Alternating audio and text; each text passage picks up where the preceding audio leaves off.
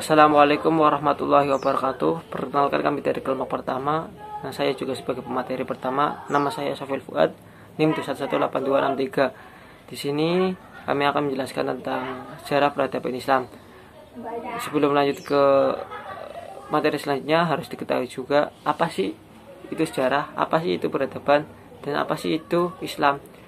Sejarah menurut secara etimologi berasal dari bahasa Arab, yaitu sajaratun, tapi bisa disebut juga dengan ilmu tarikh ataupun tarikh yang mempunyai arti sama, yaitu sejarah. Peradaban terjemahan dari kata Arab yaitu hadloroh, dan bahasa Inggris yaitu civilization. Namun di dalam bahasa Indonesia itu mempunyai arti kebudayaan. Agama menurut bahasa yaitu menyerahkan diri kepada Tuhan yang Maha Esa, tentram, damai, dan bahagia. Menurut istilah agama yaitu agama samawi yang diturunkan Allah Subhanahu wa taala melalui Nabi Muhammad SAW, yang dimana ajarannya dan ajaran-ajarannya yaitu terdapat pada Al-Quran dan hadis. Jazirah Arab adalah tempat lahirnya agama Islam, merupakan pusat dari peradaban dan kebudayaan Islam. Negeri Arab terletak di sebelah barat daya Asia dan merupakan semenanjung yang dikelilingi laut dari 3 jurusan: Laut Merah, Laut Hindia, dan Teluk Persia. Negeri Arabia pada umumnya terdiri dari padang pasir. Bangsa Arab sebelum Islam biasanya disebut dengan Arab Jahiliyah. Tapi menurut saya pribadi, Arab Jahiliyah di sini bukan tentang kebutuhan semua dalam hal apapun, tapi kebutuhan dalam hal keyakinan dan hal ketuhanan. Karena pada kenyataannya pas Arab Jahiliyah itu orang-orang Arab sudah maju dalam perdagangan. Kerajaan-kerajaan Arab sebelum Islam di negeri-negeri Jazirah Arab telah berdiri beberapa kerajaan yang sifat dan bentuknya ada 2 macam, yaitu kerajaan yang berdaulat tetapi tunduk kepada kerajaan lain. Kerajaan tidak berdaulat mempunyai kemerdekaan penuh. Ini lebih tepat disebut induk suku dengan kepala sukunya. Ia memiliki apa yang dimiliki oleh kerajaan-kerajaan yang sebenarnya. Menurut Ahmad Hashim, ada beberapa kerajaan Arabia yang berdaulat, di antaranya yang pertama Kerajaan Makyan. Kerajaan Sabah mulai berdiri tahun 150 Masehi dan didirikan di Yaman. Kemasyhuran Kerajaan Sabah pada 2 sebab, yaitu ratunya yang bernama Ratu Bilqis. Mungkin di sini Bilqis yang saya dengar atau Bilqis itu istri dari Nabi Sulaiman. Dan kedua, bendungan Ma'rib. Bendungan ini dibangun oleh arsitek yang ahli dalam ilmu bangunan. Yang ketiga, Kerajaan Himar. Kerajaan ini terletak antara Sabah dan Laut Merah yang meliputi daerah-daerah bernama Kitban, hingga kerajaan ini disebut dengan Kerajaan Kitban. Yang keempat, Kerajaan Hiro. Kerajaan ini sangat dekat hubungannya dengan Kerajaan Persia, sehingga akhirnya menjadi wilayah Persia dalam artian terletak di daerah Irak sekarang. Yang kelima, Kerajaan Hoson. Kerajaan ini terletak di daerah Syam yang sekarang. Nama Hosaniyah itu diambil dari nama mata air yang itu di Syam. Yang ketiga, negeri Hijaz, yang dimana di sini nggak pernah terjajah, diduduki atau dipengaruhi oleh negara-negara asing karena disebabkan oleh letak dan kemiskinan negerinya. Yaitu yang ketujuh, Mekat Kot, tempat berdirinya Ka'bah yang dikelilingi oleh patung berhala yang disembah sebagian Tuhan orang-orang Arab. Poin B, sistem politik dan kemasyarakatan Arab pra-Islam. Sistem politik ada 3 bagian. Yang pertama, bentuk pemerintah. Bangsa Arab tidak memiliki sistem pemerintah seperti yang kita kenal dewasa ini. Mereka tidak memiliki peradilan tempat memperoleh kepastian hukum tentang suatu kasus atau tempat memvonis suatu tindak pelanggaran. Kemudian yang kedua, Ayamul Arab. Pada zaman jahiliyah, di antara kabilah Arab sering terjadi perang karena adanya perselisihan memperebutkan kepemimpinan dan persaingan memperebutkan sumber mata air serta padang rumput. Di antara sekian banyak peristiwa ini yang sangat terkenal adalah Al-Basus. Perang Al-Basus terjadi sebelum lahirnya Islam antara kabilah Bar dan Taglib, dua anak Wail. Perang ini berlangsung selama 40 tahun dan meletus dikarenakan oleh seekor unta milik orang perempuan tua dari kabilah Bar yang bernama Al-Basus. Yang kedua, Dasis Al-Ghubaro. Abu Ubaidah berkata, perang Dahis Al-Ghubaro adalah perang yang terjadi antara Abasa dengan Zubian, dua putra Bagid bin Raid bin Ghatafan. Faktor penyebab timbulnya perang tersebut adalah taruhan yang diadakan oleh Kais bin Zuhair dan Hamel bin Badr bin Raid tentang kedua kuda yang bernama Dahis dan Al-Ghubaro.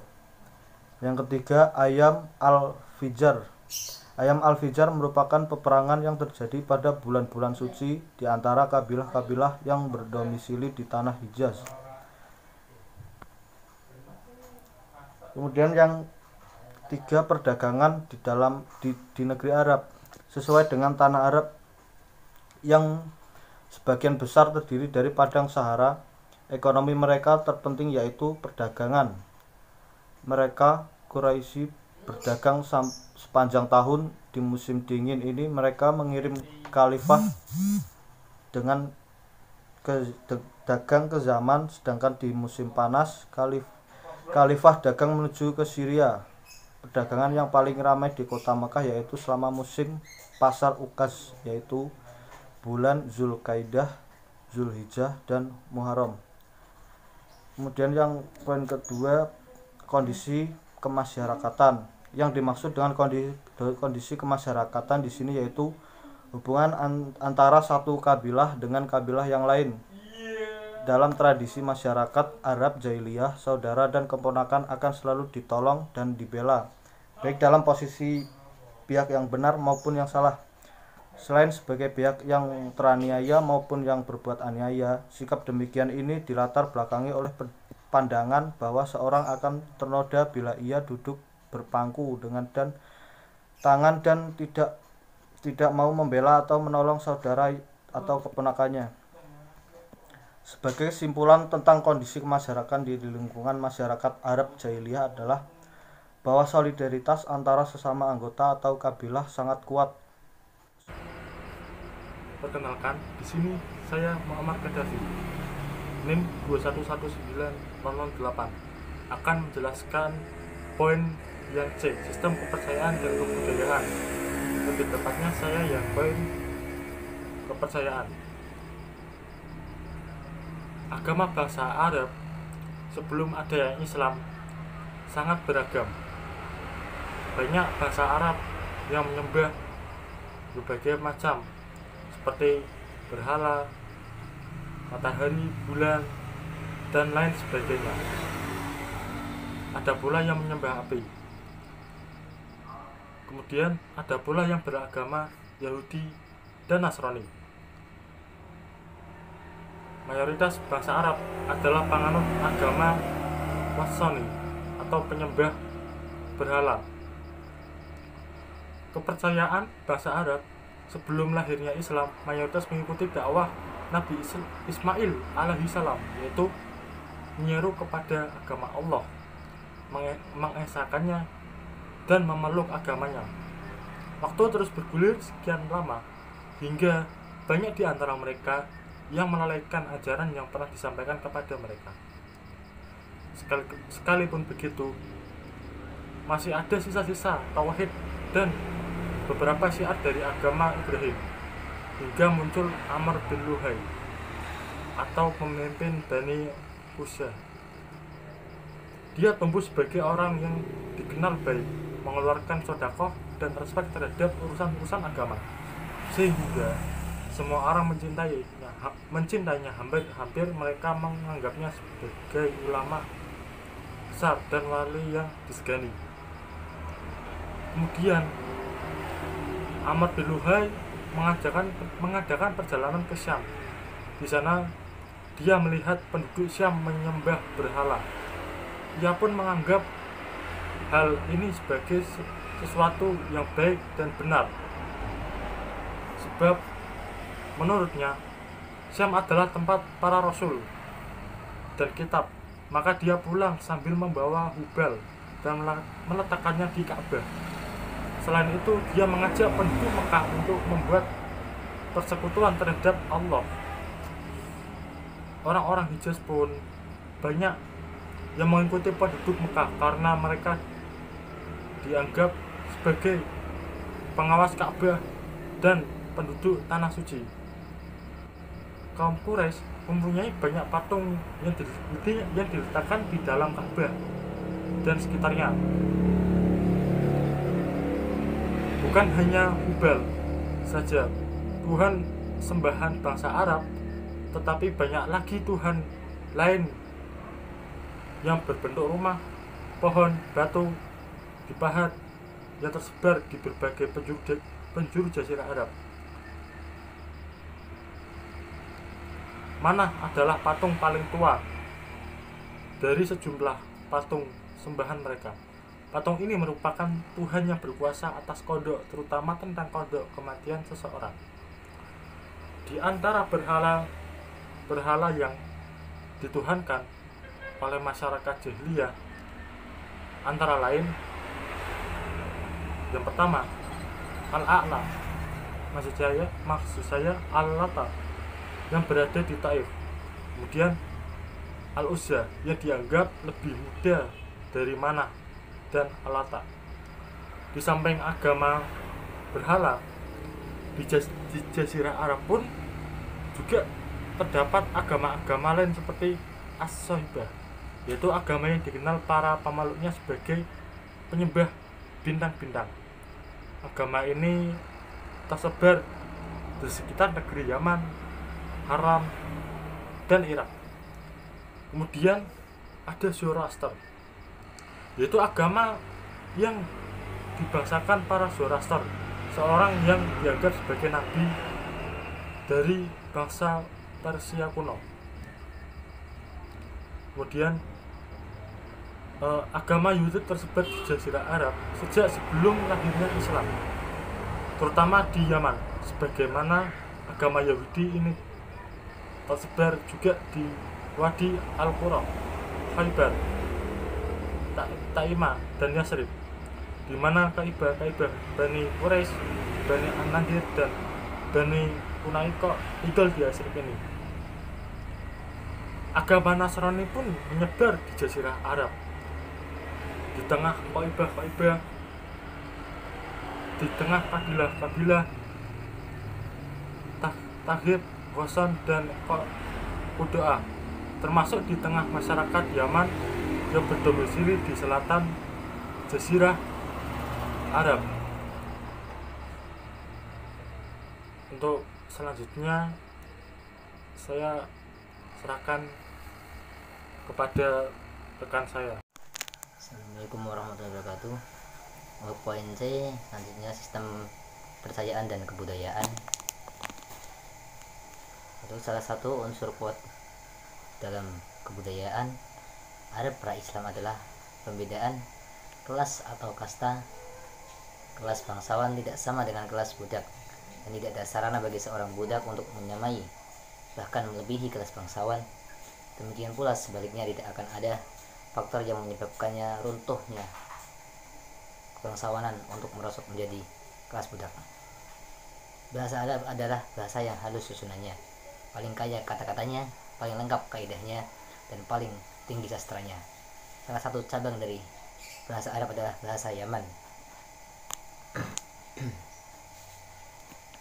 Saat yang sama, bahasa Hijaz, ya disebut juga bahasa Quraisy, menunjukkan perkembangan pesat sebagai akibat dari kebangkitan sastra di Mekah dan munculnya pasar-pasar di sekitarnya.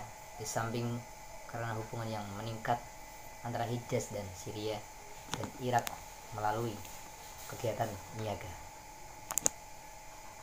Bangsa Arab memiliki beberapa pasar yang digunakan untuk melakukan transaksi jual beli sekaligus untuk membacakan syair-syair mereka. Pasar-pasar tersebut terletak di dekat Mekah. Di antara adalah Mujaz, Madinah, dan Zul Majaz. Dalam bidang keilmuan, bangsa Arab pra-Islam sudah mengenal cabang-cabang ilmu yang dikenal di Persia, Babilonia, dan Yunani. Bangsa lain dari daerah Arab yang sama sekali tidak pernah dijajah oleh bangsa lain adalah Hijaz. Kota terpenting di daerah ini adalah Makkah, kota suci, tempat Ka'bah berdiri. Ka'bah masa itu bukan saja disucikan dan dikunjungi oleh penganut-penganut agama asli Makkah, tetapi juga oleh segenap bangsa Arab di penjuru jazirah yang datang untuk melakukan haji. Untuk mengamankan para peziarah yang datang ke kota itu, didirikanlah suatu pemerintah yang pada mulanya berada di tangan dua suku yang berkuasa, yaitu Jurhum sebagai pemegang kekuasaan politik dan Ismail sebagai pemegang kekuasaan atas Ka'bah. Kekuasaan politik kemudian pindah ke suku Uza'ah dan akhirnya ke suku Quraisy di bawah pimpinan Qusay. Suku Qusay inilah yang kemudian mengatur urusan-urusan politik dan urusan-urusan yang berhubungan dengan Ka'bah. Qusay mendirikan Dar al-Nadwah, yaitu tempat yang digunakan untuk bermusyawarah bagi penduduk Makkah yang berada di bawah pengawasannya. Selain itu, Qusay juga membentuk 10 jabatan tinggi yang diberikan kepada kabilah-kabilah asal suku Quraisy, yaitu yang pertama Hijabah, ada Sikaya, Diyat, Sifaroh, Liwa, Ifadah, Nadwah, Khaimah, Khazinah, Aslam. Mungkin itu saja yang dapat saya sampaikan, kurang lebihnya mohon maaf. Untuk selanjutnya saya serahkan sepenuhnya kepada moderator. Assalamualaikum warahmatullahi wabarakatuh.